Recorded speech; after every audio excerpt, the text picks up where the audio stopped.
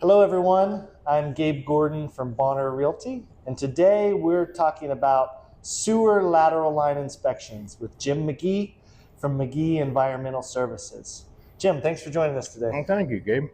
So I'm going to ask Jim some questions so that you can learn what a sewer lateral line is. So, Jim, can you start us off with what is a sewer lateral line?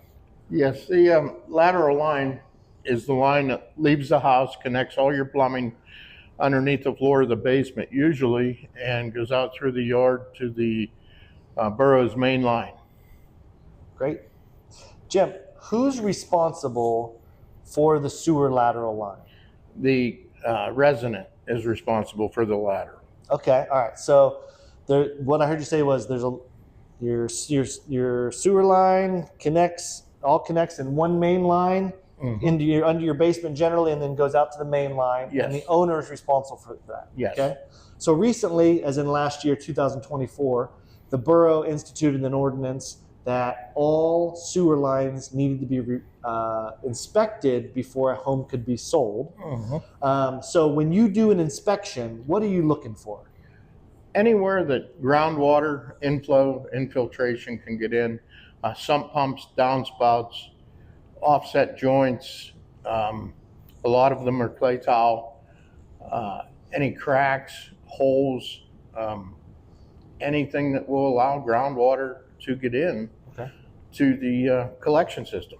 All right, great. So when you do an inspection, how do you inspect it?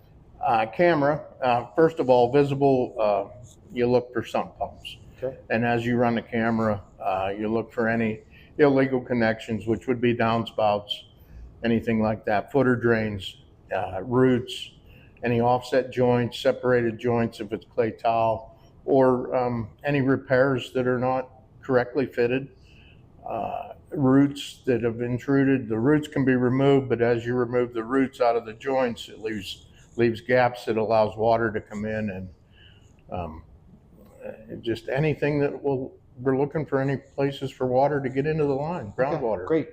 And you do that visually. Do you ever run a camera down, or Yeah, what do you do? we run a camera down.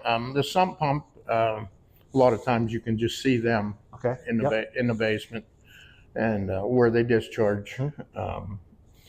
Yeah, I mean, it is possible that you have to use dye in the sump pump to see where it goes. Okay. But you run a camera and record it, the length of the lateral. Okay, great.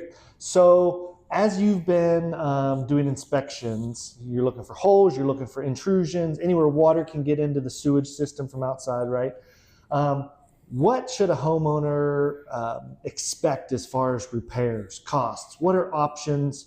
Just give us ballpark numbers. I'm not asking you to give quotes because I know things can range all over the place, but what are we looking at? What are options? The first thing is running the camera, and if you can't see anything, maybe there's a grease buildup or just any buildup on a pipe. Okay. I mean, sometimes they just need cleaned so you can see the integrity of the pipe. Okay. Whether or not there's any cracks in the clay tile. If there's a thin coating of grease, you can't see that. Okay. So sometimes just jetting it. And maybe it's a spot repair, or one bad joint in the entire pipe, and a spot repair can fix it. That's minimal. If everything's outside that needs repaired, it can be dug up and replaced. With that being said, it can also be lined. Okay. And there's some different things that go into the lining process. If it's going underneath a concrete driveway or if it's underneath the street, lining would most definitely be a cheaper route to go. Okay.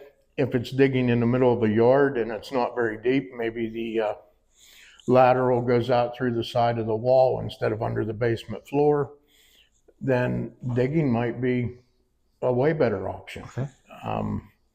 There's a lot of variables, driveways,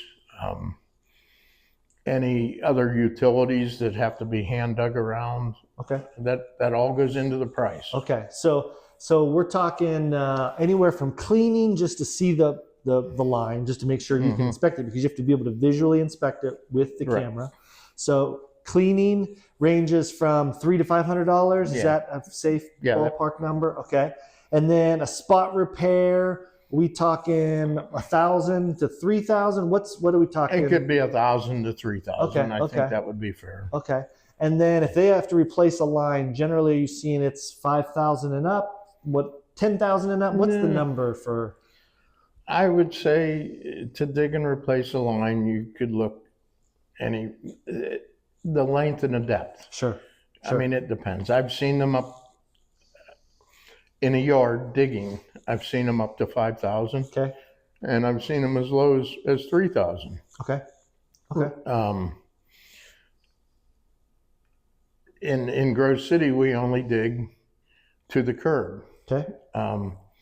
Grove City Borough, actually, if it needs replaced under the road, they do the digging, and that's separate. Okay, great point. Let me jump in there. So in Grove City, when you get a plumber to come out like Jim to give you a bid, first of all, they need to be certified. So make sure you are only dealing with a certified plumber on the list that the borough gives you. A plumber like Jim will give you an estimate up to the curb.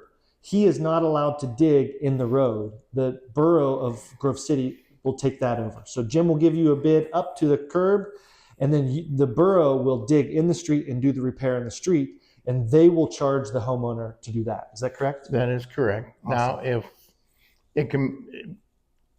it can be relined or be lined, that's a much better way to go under the street. Okay. I mean, some streets, the cost for digging would not even,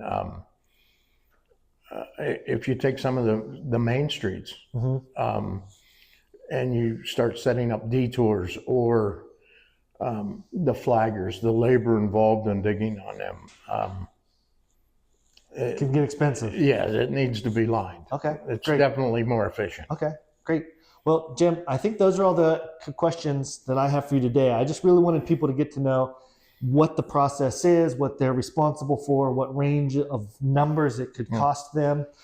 Jim, if someone wants to get a hold of you, because we're in the spring selling season, people are wanting to maybe put their house on the market. One thing they can do often is call you beforehand, before they even call me, or we can do it at the same time, and get you to come out, Jim. So if someone wants to get a hold of you to take a look at their line so they get a better sense for what they're dealing with, how can they get a hold of you? McGhee Environmental Services, 412-862-6091. Okay. And then if they Google McGhee Environmental Services, you should come up. Yeah. Otherwise, that's the best. The phone number is good to get a hold of you. Yep. Awesome. Well, that's a wrap for today. Jim, thanks so much for joining me. And, thank you. Let's get this line cameraed, and hopefully we pass. Okay.